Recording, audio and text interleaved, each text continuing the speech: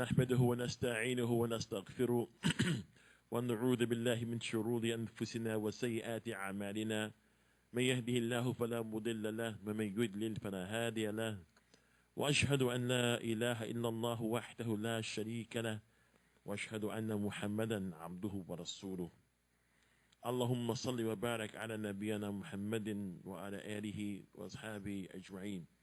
Assalamu alaikum wa rahmatullahi wa barakatuh. My talks have been sort of, I've had all the subjects kind of interspersed between them. So therefore, inshallah ta'ala, the majority of what I will talk about now is about the rights that women owe to their husbands in a family situation.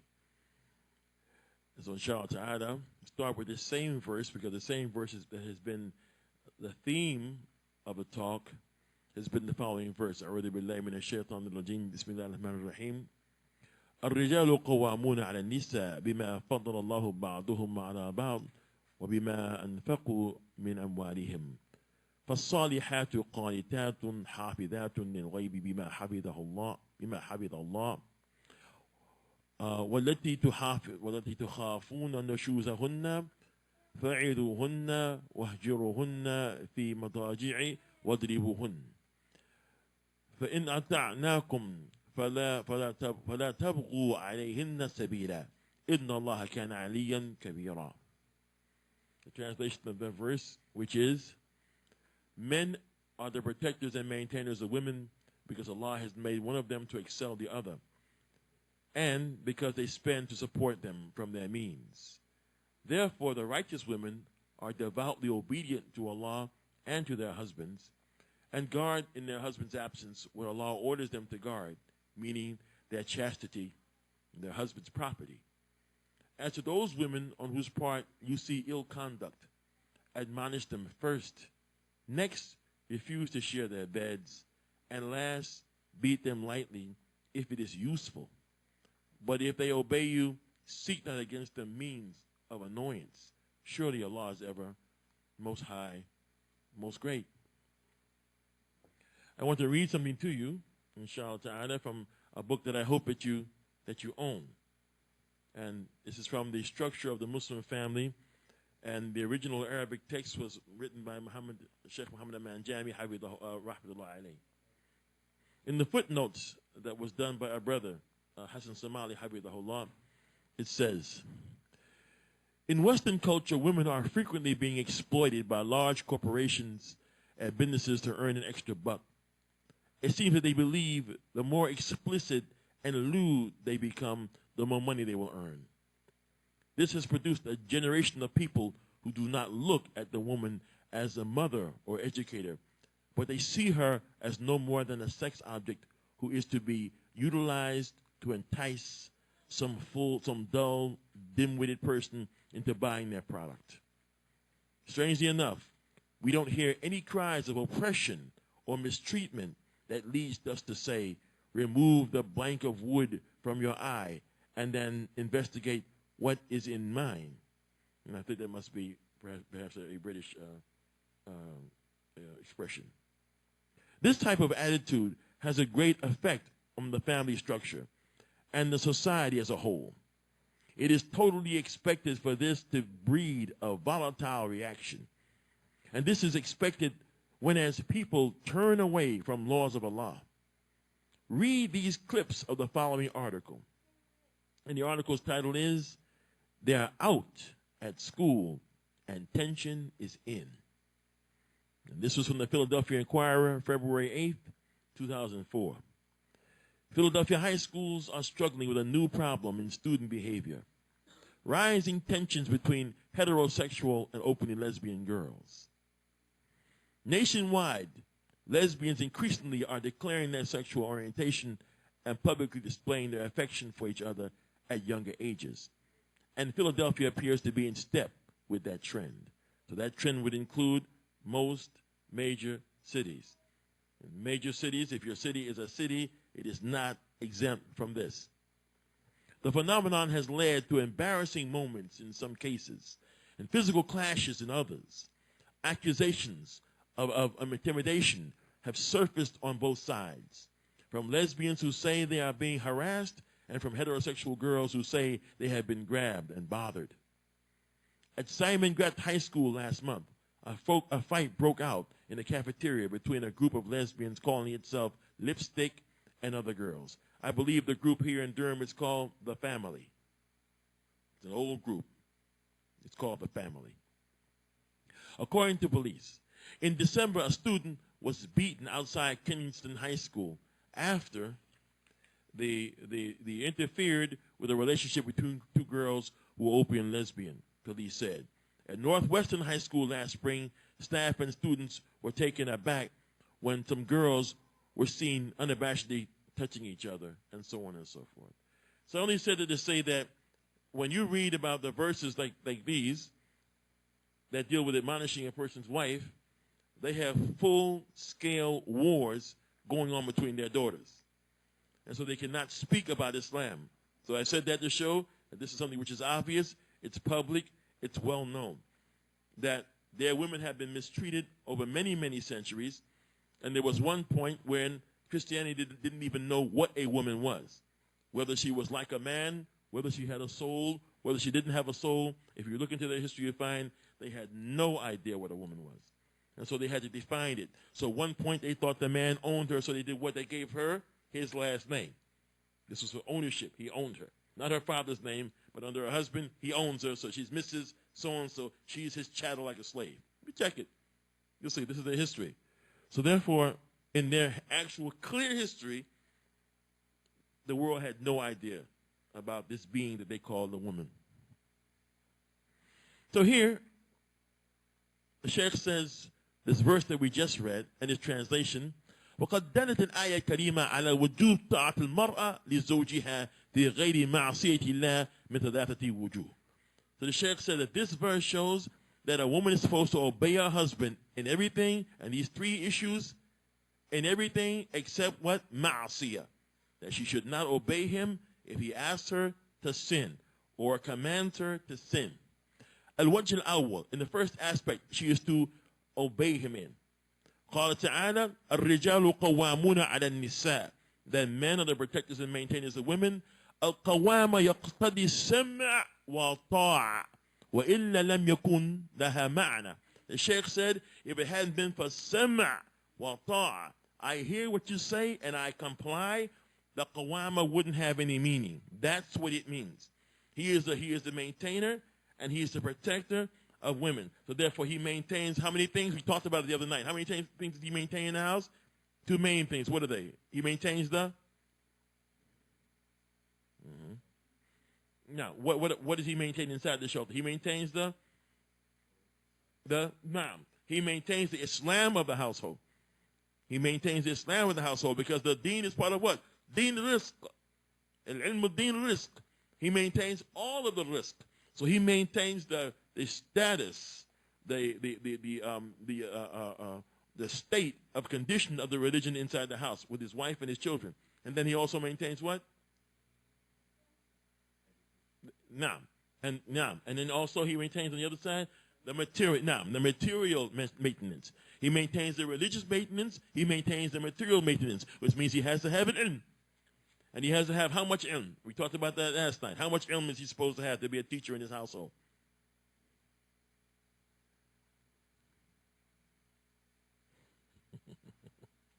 That's okay, I mean. Al-qadr, that which is necessary for mukallaf, the one who's responsible, that's necessary for the responsible person to do two things. For him to what? To worship Allah as he's supposed to worship him, and also to do deeds that are righteous. Those two. He has to have that which is necessary for every believer to have. And so therefore that should be also what his wife has. And as our brother pointed out this morning, our brother Shadid Habibullah pointed out that at times the wife will have more than the husband. And so that should, he brought up that under jealousy. I just want to add one thing. What about jealousy causes it? What is jealousy? Just on that emotion alone. Jealousy is something, why it happens between people. Jealousy, tamanna zawal ni'ma an ghayr. It is the desire to see a ni'mah that somebody else has taken from them. And there brings the feeling. Zawal al-ni'mah. So this ni'mah, And you find it between two who have a shared issue. Anytime any two people share something, there may be between them hasad.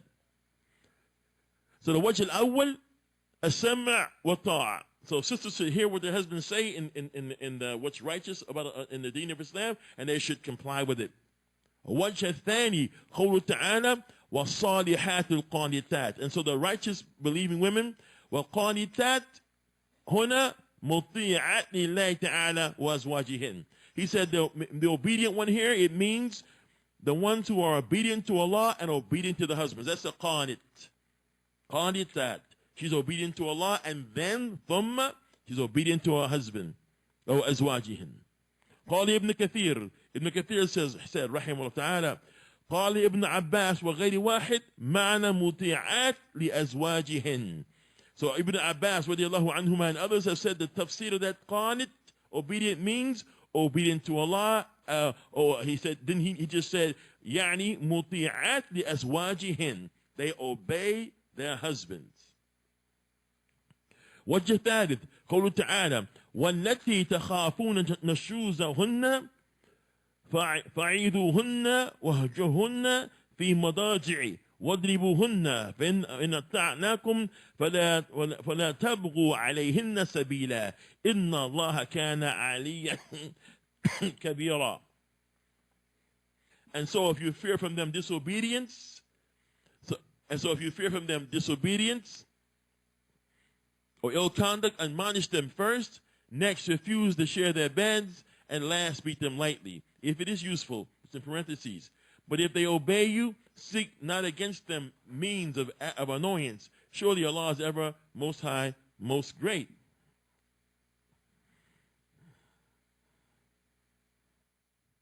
فهذا صريح في وجوب طاعة المرأة لزوجها. He said this is direct. This is the direct words that said that a wife is to obey her husband.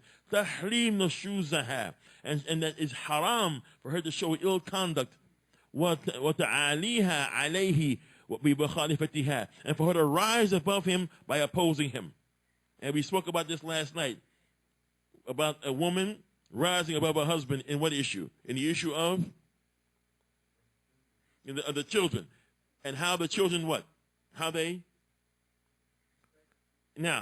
respect, how they see their father, or their uncle, or her older brother, or her grandfather, maternal uncle, or whether it's maternal uncle or whether it's a maternal uncle, how they see him. And then she is not to do what? She is not to belittle, try to seize the qawama from the husband, not openly and not through surreptitious means which are less obvious, like planning with the children to go against what the husband says and things like that. أعاذنا الله من ذلك. فإنها إذا قامت بواجبه في الطاعة فلا يجوز له أن يظلمها أو يبخس حقها. So he said that the Shaykh said that if she does what's wajib in ta'ah, it is not allowed for him to oppress her nor be stingy with her rights. ثم حذر من فعل ذلك بأن الله تعالى أعلى منه وأكبر. So he is not supposed to be stingy with her rights if she's obedient, and he's not supposed to oppress her. And Allah subhanahu wa ta'ala warned him by telling him huwa a'la, that he is higher than he is, wa akbar, and that he is the greatest and not the husband. وَهُوَ أَقْوَى عَلَيْهِ مِنْهُ عَلَيْهَا وَأَقْدَرُ, and that he is stronger upon that man than that man could ever be upon that woman, and has more ability with that man than that man could ever have over that woman. Shaykh said that's the tafsir.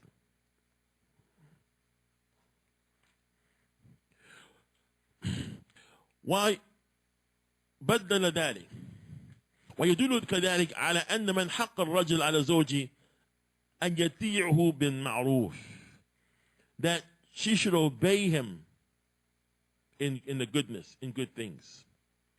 بالمعروف. قال النبي صلى الله عليه وسلم إذا صلت المرأة خمسها, If a woman prays her 5 salah, وَصَامَتْ شَهْرَهَا, and she fasts Ramadan, وَحَفِظَتْ فَرْجَهَا, and she preserves her private parts, وَأَطَاعَتْ زَوْجَهَا, and she obeys her husband, دَخَلَتْ جَنَّةً, she goes to paradise.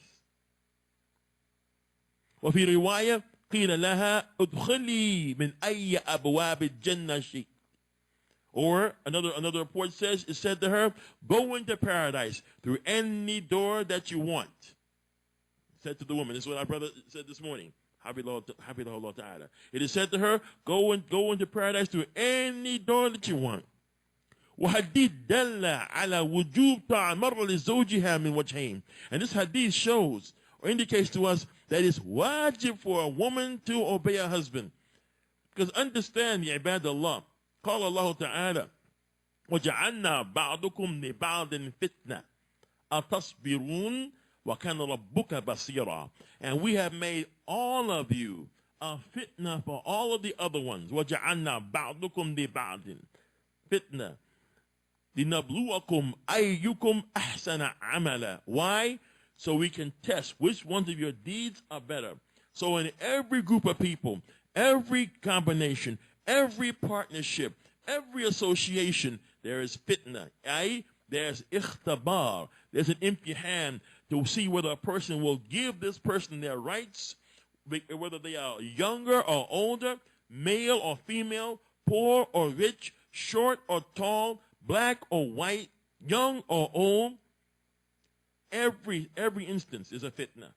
And Allah subhanahu wa ta'ala has placed it that way. He said, Atasbirun, are you going to show sabr? Yani, are you going to give the person their rights? No matter how the society sees them. Are you going to give them their rights? No matter how you may have felt about them before in Jahiliyyah. Are you going to do what's right or are you not going to do what's right? Atasbirun, wa kana rabbuka basira. And so the messengers were a test for those who they came to. And the people they came to were a test for the messengers. And so the ignorant are a test for the ulama. And the ulama are a test for the ignorant. And so on and so forth. And every group which opposes every other group, who is the opposite, there is a test. الرجل والمرأة والزوج والزوجة, and so on. So this hadith shows that the first aspect, أنه قرن الطاعة الزوج بالصلوات الخمس المفروضة والصيام شهر رمضان وحفظ الفرج كلها من أوجب الواجبات. The Shaykh says that in the hadith, the Prophet Muhammad ﷺ couples the obedience with the husband with the 5 obligatory salah, and he couples it with the fast of Ramadan, and he couples it with along with preserving the private parts.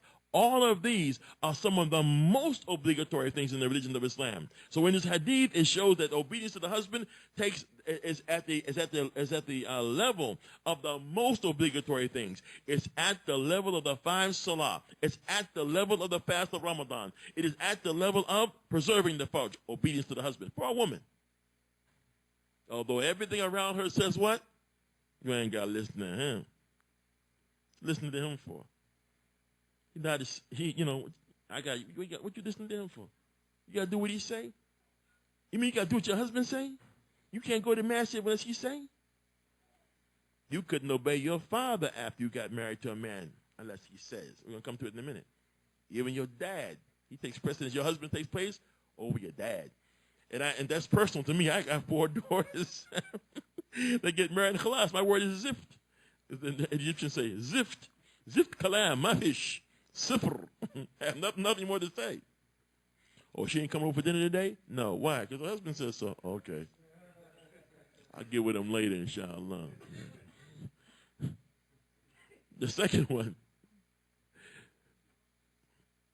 أنه قرن بين حق الله, and then the second one is أنه قرن بين حق الله تعالى وإقام الصلاة 5 وصيام شهر رمضان وحق الزوج بطاعة حفظ عرضه وجعل قيام الحقين معا شرطا لدخولها الجنة. And so therefore, in the second half of the hadith, another riwayah, it says that the Prophet Muhammad ﷺ coupled the rights of Allah Ta'ala along with the establishment of the salah, the 5 salah, and the fast of Ramadan, and with the rights of the husband and obeying him, and protecting his honor, irde, وَجَعَلَ قِيَامْ بِحَقَّيْنِ مَعًا. And the Prophet Muhammad SAW put the two rights together as a condition for her to enter paradise. Protecting his money and what? His ird, his honor, his sharaf.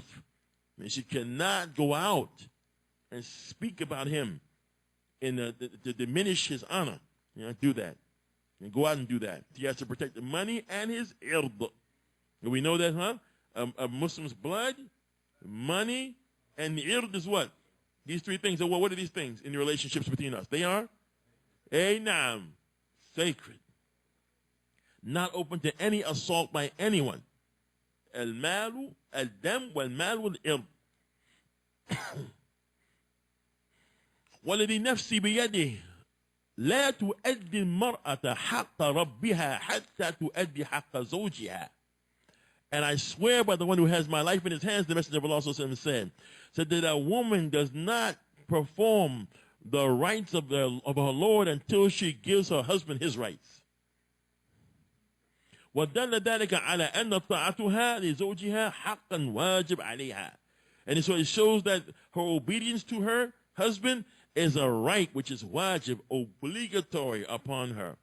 يدل على ذلك أيضا قوله لو أمرت أحدا أن يسجد لأحد لأمرت مرأة أن تسجد لزوجها.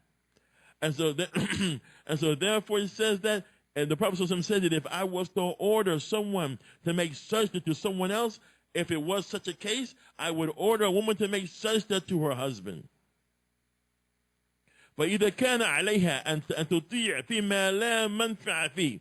And so the writer says, if it is so that she would obey him in something which is no benefit. And the rest of the hadith says, وَلَوْ أَنَّ الرَّجُلَ أَمَرَ امرأته أن تنقل من جبل أحمر إلى جبل أسود ومن جبل أسود إلى جبل أحمر لكان نولها أن تفعل. And if a man was to order his wife to go from a black mountain to a red mountain, and from a red mountain to a black mountain, it would be for her to do it. And there's no benefit here, the writer says.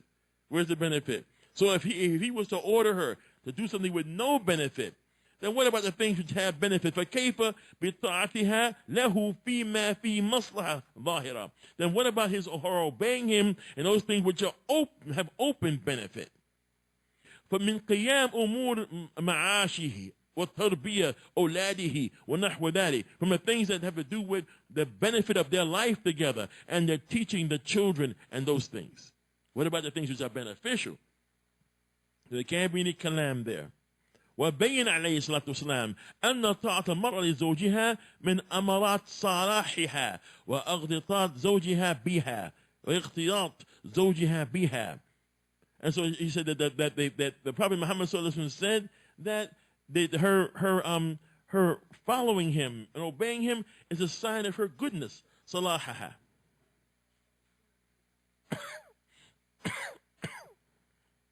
ما استفاد المؤمن بعد تقوى الله تعالى خير له من امرأة صالحة. And there's nothing that benefits the believing man after having fear for Allah than a righteous woman. إن نظر إليها صرته. If he looks at her, he becomes happy. when أمرها أطاعته, and if he tells her to do something, she obeys him. when أقسم عليها أبرته. وإن غاب عنها حفظته في نفسها وماله. And so, and then when he's with her, she's good to him. And when he's away from her, she preserves herself and his wealth. He doesn't come back home and find his books shredded to pieces. He doesn't find his clothing damaged. And she tells him, I damaged or something. Oh, it happened. I don't know how it happened. That just got damaged. He doesn't find his money clipped off to buy shoes unless he knew something about it. But sometimes, unfortunately, some sisters clip the husbands. He may give her something to do to pay the bill. And so she wants a pair of shoes. She doesn't talk about it. She just goes ahead and clips him. And so you have to also know the sound of the woman's footsteps. Some brothers say they know the sound of the woman's shoes. Clip, clap, clip, clap. Wait a minute. What you got on? Oh, that's some shoes. How long you had them? Well, let me see the bottom. They're new. How come we didn't talk about it? I just said, yeah, I guess. Not me, I'm talking about. Remember that some of us have been sitting in counseling sessions for long, long periods of time over years and have seen examples of things.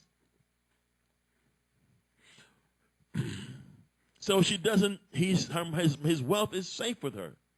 If your wealth can't be safe at home with your wife, who can it be safe with? If your honor is not safe at home with your wife, who can it? Sisters, if the husband, who inshallah is a good man, and he takes care of what he's supposed to take care of, if his honor is not safe with you, who can it be safe with? The children's father, who can it be safe with? And if his wealth can't be safe with you, then who can it be safe with? طاعة الزوج مقدمة على طاعة الوالدين. The obedience of the husband comes before obedience to his parents. And this may be a dilemma in some cases, especially when you have parents who for a long time were very much a part of their daughter's life. And I want to say here that we want to be careful also living in the United States of America, because this issue, and I don't think it's a big issue here, but in other cities, people sometimes want to marry girls when they're 14 years old and when they're 13 years old. And that's something that is not wise.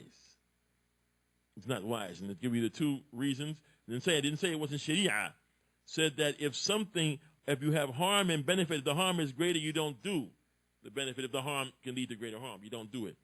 And the cases where girls are married at very young, at 12 and 13 years old, and the husband wants to because he has these rights and wants to take the girl out of school, then you have laws. If she happens to be in public school, that makes her delinquent, then you have problems there. Then you have laws of such things called statutory rape, even if there is a marriage. So if a man marries a girl which is very, very young, the mother and father may be Muslim, but however, the grandmother may not be, or the grandfather may not be. And they may report that their young daughter got married at 13 years old, or the young granddaughter got married, or the young daughter, or they put it like this, that she's living with a man at 13 years old. And so therefore it's still considered a child. One more thing, I ask Allah's protection, but I must explain it to you, that custody of children doesn't belong to parents unless there is a beef. Only if there's a beef does a parent get custody. When a child is born in the United States, custody belongs to the state. And that's why you have to go to the state if you have a divorce to get the custody. Because child born in the hospital is not, you don't have custody. You have what's known as guardianship, which is not the same thing. So before we go out and do things, we have to know things about the place in which we live in so that we can take appropriate steps that have hikmah and take appropriate steps. Barakallahu feekum. طاعة الزوج مقدمة على طاعة الوالدين مع عدم حقهما. So the right of the husband supersedes the obedience to the right of the parents, even though they have great rights with their daughter. وسابق فضلهما. And they had this preference before he did. بل كانت طاعة كانت بل كل طاعة كانت لوالدين. Before she married, all her obedience was due to who? Her parents. فقد انتقلت إلى الزوج. All of this has then been taken up has been given to the husband. All of the preference that the parents had before the marriage, now the husband holds that preference. Look at the honorable position that the man gets in Islam. The husband gets. Even the rights over mothers and fathers, he now has them. إذا أمرها ولدها أو أحدهما بشيء يخالف أمر زوجها كانت طاعة الزوج مقدمة على طاعة الوالدين. And if one of the parents, if the father or one of the parents orders her to do something which opposes what the husband wants, that her obedience is to her husband. It supersedes obedience to her parents. وَلَا حَرَجَ عَلَيْهَا فِي مَعْصِيَتِهِمَا. And there is no harm upon her in not listening to what they said in opposition to what he has said. لأن ليس في حقهما أن يأمراها بشيء يتعارض مع ما يريده الزوج ويأمر به. It is no longer their right to order their daughter to do something that will oppose what the husband wants and what he in fact has ordered. They don't have the right to oppose him like that. قال الشيخ الإسلام ابن تيمية رحمه الله تعالى قول الله تعالى فالصالحات قانتات حافظات للغيب بما حفظه الله. and the obedient righteous women who preserve in the unseen what Allah preserves. يقتضي وجوب طاعتها لزوجها مطلقا. He said this means that her obedience is to her husband absolutely مطلقا, absolutely. من خدمة, serving him. سفر معه, traveling with him. تمكين له, غير ذلك. وكما دالت عليه السنة ورسول الله صلى الله عليه وسلم في حديث الجبل الأحمر وفي السجود وغير ذلك. And just as the Messenger of Allah صلى الله عليه وسلم said in hadith about the red mountain and about making sujood, and other than that, كما تجب طاعة لأبوين, and like it used to be, as it was obligatory to be obedient to her parents. فإن كل طاعة كانت لوالدين انتقلت إلى الزوج. Every bit of obedience that used to be that she obeyed her father, or her mother and father, it now goes to the husband. وَلَمْ يَبْقَى لِأَبَوَيْنِ عَلَيْهَا طَاعَةً. And nothing is left of her obedience to her parents after she marries her husband. He controls and has it all. تِلْكَ وَجَبَتْ لِأَرْحَامٍ وَهَذَا وَجَبَتْ لِلْعُهُودِ. He said the first one was the wajib upon the shares of the womb. This one is wajib in the contract. This is now contractual. Now it supersedes the arham. Supersedes it. The contract now supersedes. وسئل رحمه الله تعالى عن امرأة تزوجت وخرجت في عن حكم والديها وأيهما أفضل برها لوالديها أو مطوعة لزوجها. And so he was asked about a woman who went out away from the rule of her parents. He said, which one is better? Her goodness to her parents or obeying her husband? This Ibn Taymiyyah rahimahullah ta'ala was asked. Ajaba, and he answered, Alhamdulillahi Rabbil Alameen. المرأة إذا تزوجت كان زوجها أملك بها من أبويها وطاعة زوجها عليها أوجب. He said that a woman marries her husband, amlaka, he has control over her, more control over her than her parents do. وطاعة زوجها عليها أوجب. And so then her obedience to her husband, that is more obligatory than her obedience to her parents. You know, parents would like to advise. Parents would like to advise. They'll say, well, I know he wants you to do this, but don't do that. You know, we didn't use 2% milk. We used whole milk.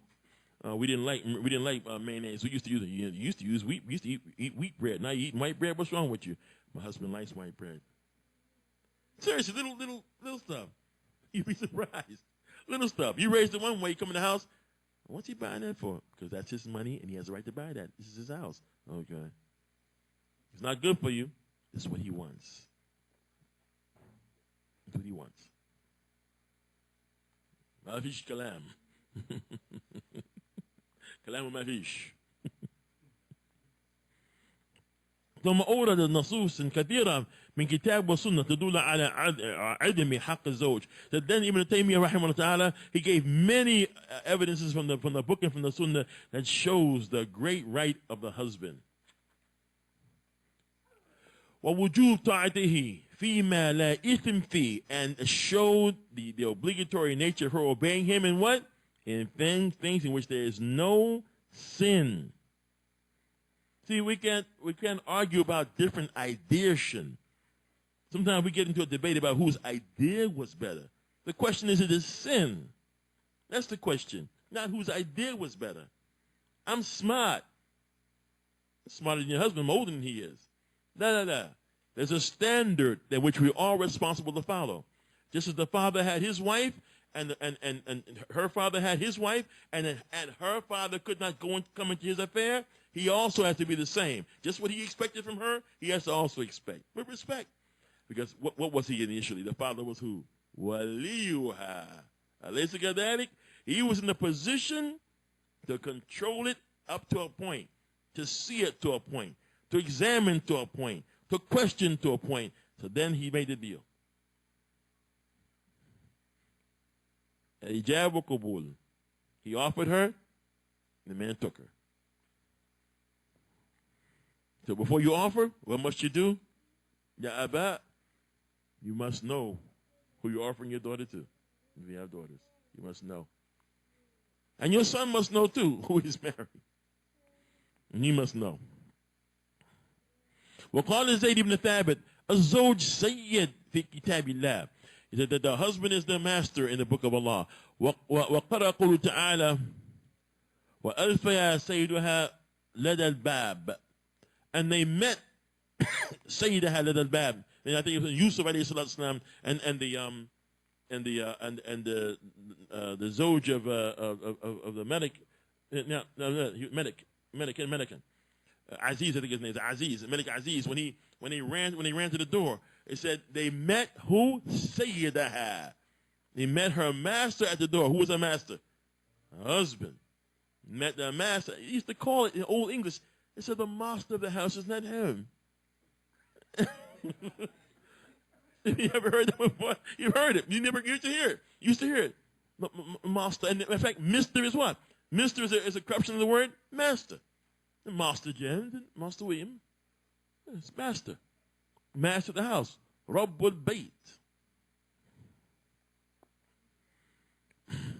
وقال عمر بن الخطاب نكاح رق فانظر أحدكم عندما يرقق كريمته. That the marriage is riqqa. It is like what? It's like slavery.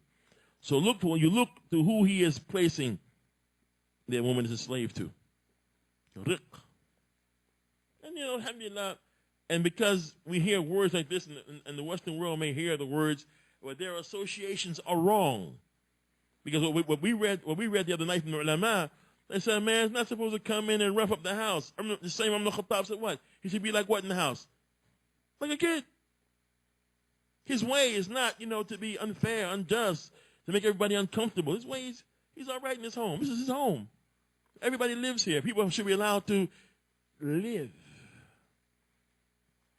It's living. So people they live better when they're happy. They live better when they're at ease. They live better when they're not nervous. They live better when they're able to, when they understand the order of the house. They understand the nizam of the house, the structure. We didn't talk about it last night, but they understand the home structure. And that's something, unfortunately, when we do this street background thing, the street had no structure. We even stopping for the red lights. We jaywalked, ran across the lights, bump and run, beep the horn, turn on the red light in places where you ain't supposed to, run over the red light, speed down the street. Even the street lost its what? It lost nizam, mapi nizam. Here we have nizam because why you have what? You have dabat al-murur in Arabic he's called. He's called the officer of the traffic. Yudabbitu. He keeps it ordered. But some people were trained to hate order.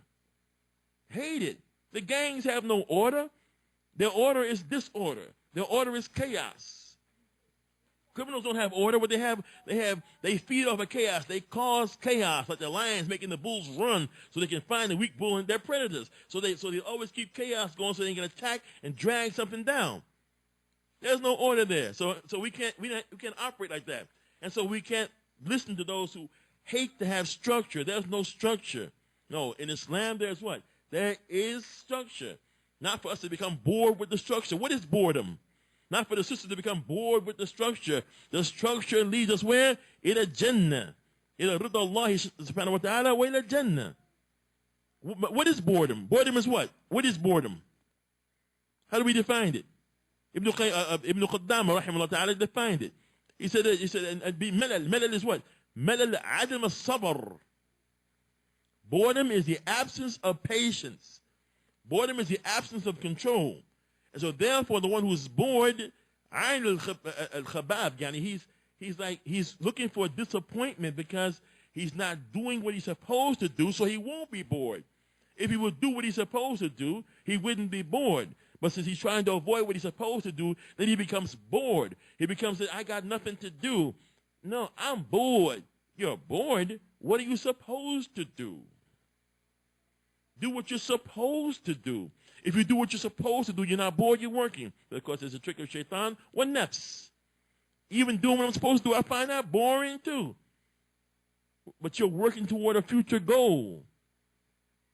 So work toward your goal. In the case of husbands and wives, The goal is to keep an ordered house, to what? To have a family. So family will raise children. So they will have believers. So the children will do what? Then they will go on to be, alhamdulillah, service to their mothers and fathers. The mothers and fathers are placing, you are, by holding the standard of Islam, you are raising your child to serve you and the society. And not holding that standard, you're raising that child to be an enemy to you and an enemy to the society. Because most children are enemies to their mothers and fathers first, then they go on to become enemies of the society. Step one, step two. Wallah al-musta'an. So it's the قال وفي الترمذي وغيره عن النبي صلى الله عليه وسلم قال استوصوا بنساء خيرا فإنهن عندكم عوان. Be nice to them because they are to you as servants. فالمرأة عند زوجها تشبه الرقيق وأسير. Said the woman to the man has a similarity to what? One who has been captured, or like somebody who's a captive. فليس لها أن تخرج من منزله سواء أمرها أبوها أو أمها أو غير أبويها باتفاق الأئمة. Said that a woman is similar to being caught, to being a captive of the husband, so it's not for her to leave her house, whether her father tells her to, her mother tells her to, or both her parents tell her to together. And all the imams agree to this. Not to do except what he says. And right now, every inch of the society is what they're fighting against, this order of the family. This is not new. It is not particular to Islam either. It was the religions before Islam recognized the man as being the head of the household. And now they want to fight against the order because they want to initiate the woman as the wali. Woman, yeah, wali. No? No. Woman as wali. And some of us, we submit to woman as wali. Because our maqam of the rajul is changing. Maqamahu yakhaf yani shwayya yakhaf. He's afraid of his actual maqam, the stand he's supposed to take. Sometimes he's afraid of the stance. He has Islam to back him up.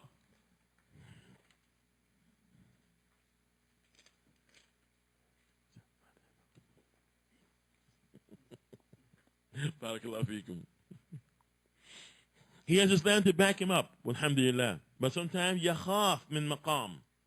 Why? Sometimes socialization, to be afraid. Socialization to be afraid.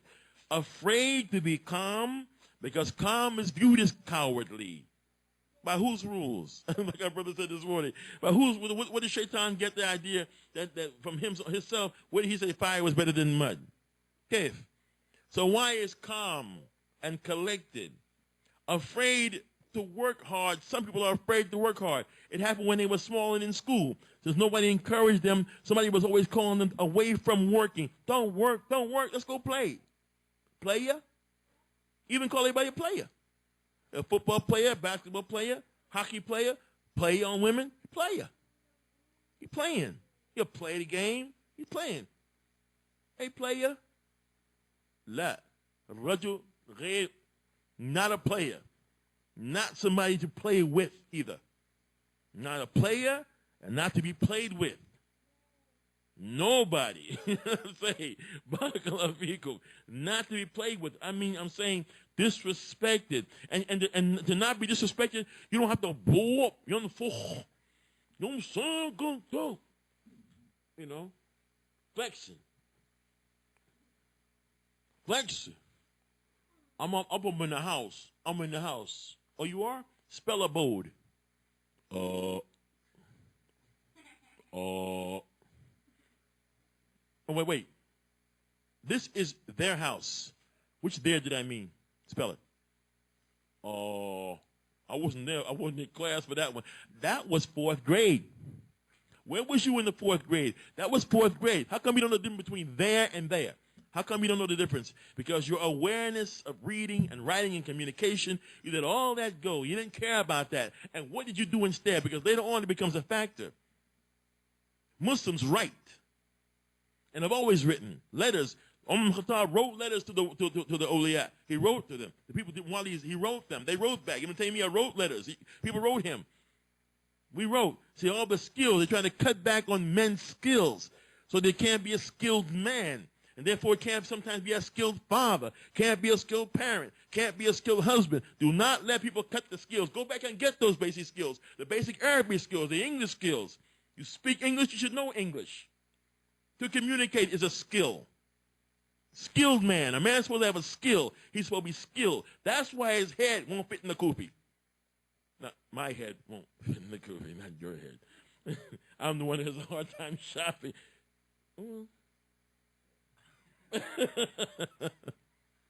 But what it contains, it contains what? It contains this organ, along with this organ, and together they work into man.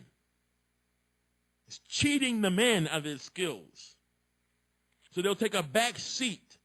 This mainstream that people are so proud of, the Islamic society, the Islamic civilization built this mainstream. It's from the legacy of Islam that this mainstream came from, where this chemistry came from, where this asphalt came from. The names come from Arabic. Somebody said, is it syrup or syrup? I think we were playing this morning. Is it syrup or syrup? It's neither. It's sharab. It came from the Arabic word sharab because the Arabic doctors, because the Muslim doctors in Spain, they used to use sharab, soup and syrup as medicine. The syrup to drink, the cough syrup. It came from the Arabic word sharab, syrup.